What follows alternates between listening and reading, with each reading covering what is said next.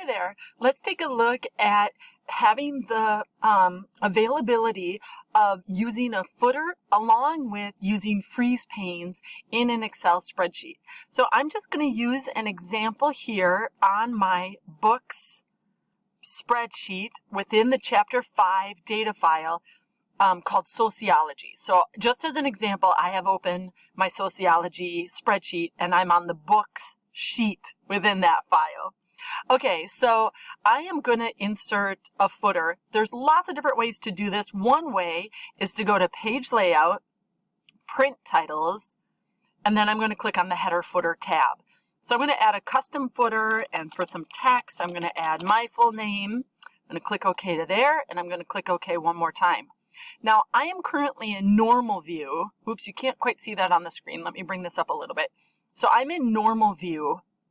And in normal view, we don't see the footer at all. We have to use a different view. Another view that you can use is called Page Layout View. So I'm going to click on Page Layout View to change that here. And then I'm just going to scroll way down. Already you can see the header at the top.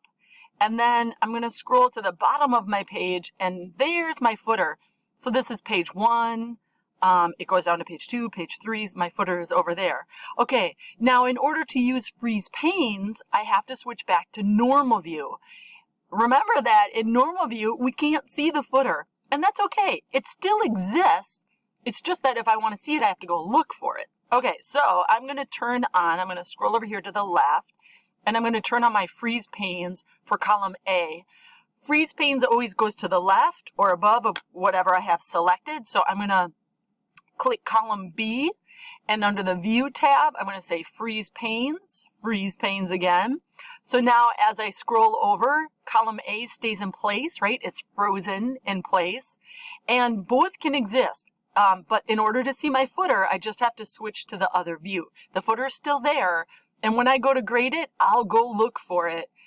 So you can have both in place. If you have any other questions, feel free to email me at any time.